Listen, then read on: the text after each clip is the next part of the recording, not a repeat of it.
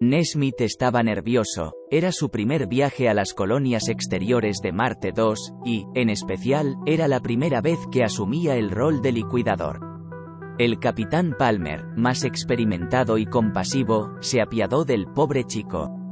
«No debes preocuparte», dijo Palmer, sentando junto a él mientras el vehículo de desembarco recorría la superficie marciana, dirigiéndose hacia la ciudad domo de Syrtis Mayor, una de las más importantes de los yacimientos mineros de la corporación Marsden. «Ellos no sentirán nada, está garantizado». Nesmith no estaba muy seguro de eso.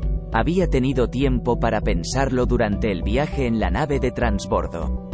Los cajones de blindaje ionizante en los cuales estaba la máquina ya habían sido enviados por drones automatizados y aguardaban en el auditorio de la ciudad por el ensamblaje final, actividad que les tocaba a ellos. «¿Cómo puede ser que no se den cuenta, Palmer?», preguntó Nesmith. Se oyó una risa en la cercanía. Chalmers se había desperezado. «Ya veo que nos han enviado a un angelito. Oye, chico, no vayas a meter la pata. Que no te vean temblar o cagarte encima.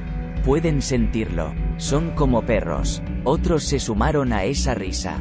Nesmith tragó saliva y trató de pasar el mal momento. Palmer recordó sus primeros tiempos en ese trabajo. «Oye, chico», insistió el capitán. «Sé que será difícil. Lo fue para mí, lo fue para todos. Pero debes entender que, si no hacemos nuestro trabajo, toda la maldita operación se irá al demonio». «Sí, y no nos pagarán un maldito centavo por nuestras molestias», dijo Peters. «Te doy un consejo», insistió Palmer, atrayendo su atención. «No mires a nadie, no los mires a la cara en ningún momento». «¿Y qué se supone que debo ver?» «Mira el piso, mira lo que haces, mira la máquina y cómo debe ser ensamblada e instalada de acuerdo al entrenamiento. Piensa en las pequeñas cosas, en lo inmediato». Nesmith se dijo que lo haría mientras llegaban a la ciudad y aterrizaban en la helipista del salón auditorio. El levitador no hizo el menor ruido. Esa ciudad parecía muerta a simple vista. La gente hacía su trabajo, iba de aquí para allá, demasiado ocupada para atender al instrumento de su Armagedón particular. El encargado del auditorio, humano y expredicador, fue el único en recibirlos. Su aspecto lo decía todo, ebrio como una cuba, invitó a todo el mundo con la parte de sus provisiones que le hacían llegar, aunque había montado un destilador de alcohol particular, para el cual aprovechaba los sobrantes del cultivo hidropónico de papas para su uso personal. Nesmith vio en ese ex religioso la misma desaprensión que en el resto y le desagradó profundamente. Palmer no se entregó a la bebida, era demasiado diligente. La máquina los estaba esperando. Una montaña de cajas, colocadas en pulcro orden. Aguardaron al día siguiente para el montaje final. La noche fue difícil, plagada de sueños en donde los nativos venían por ellos, sabiendo lo que iba a pasarles. No hubo tal venganza, claro está, pero no por eso pudo Nesmith pegar un ojo en su practitienda de nanosustancia inteligente. Palmer, presintiendo tal vez su insomnio, vino a ofrecerle algo de café en mitad de la noche, en aquel silencio sepulcral, reclamando por enésima vez su tranquilidad, su paz íntima con lo que estaban haciendo, aunque ambos sabían la impiedad de su misión. La máquina estuvo montada a media mañana. Era un raro día de Franco en Syrtis, los nativos esperaban en sus residencias lo que iba a suceder con calma pasmosa, aunque muchos se acercaron a la sala de audiencias, entre ellos una familia con una niña de unos 7 años, tan realista como la vida misma. La niña era una preciosura y se dejó llegar hasta donde ellos trabajaban. Nesmith la vio y se quedó paralizado, mirando a Palmer. ¿Por qué lo harían? ¿Por qué una niña?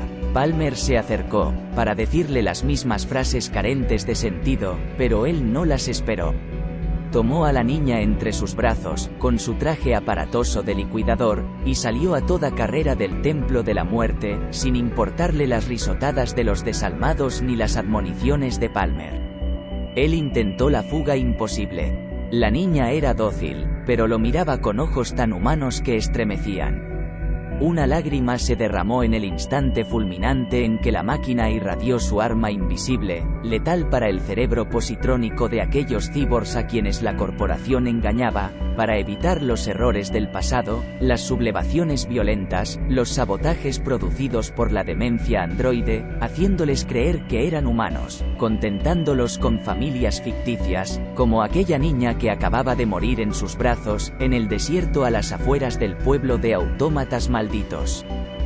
Les hacían creer que la máquina de la muerte era en verdad una cura para los efectos a largo plazo de la radiación ionizante, la cual, en teoría, acabaría con ellos eventualmente. En realidad, de lo que se trataba era de un reseteo de sus cerebros positrónicos. Se les asignaría una nueva personalidad y el ciclo se reiniciaría bajo la misma falsía. Nesmith no pudo superar el hecho de aquella crueldad de crear vida, porque no tenía duda de que ellos vivían, solo para orquestar aquel genocidio marciano. La corporación vivía haciendo esos experimentos. Pero en ese momento decidió que él no participaría de ellos. Mientras volvía a la ciudad pensaba adelantarse a sus cotripulantes, tomar el vehículo de desembarco y utilizar las armas ocultas para acabarlos y luego haría lo mismo con la nave de carga. Así al menos, razonaba, dejaría un testamento de humanidad. Nada de eso sucedió. Cuando Palmer lo vio acercarse a la carrera y leyó sus intenciones en el receptor emotivo de su neuroimplante, extrajo de su bolsillo una versión en miniatura de la máquina, y la apuntó hacia el joven. Presionó un botón y el agresor quedó tieso en la arena, muerto. Aunque, en realidad, nunca había vivido. Desanimado, Palmer pensó en el lío en que se metería cuando debiera informar a los peces gordos que el experimento Nesmith había fracasado, alegando como causa un exceso de sentimentalismo.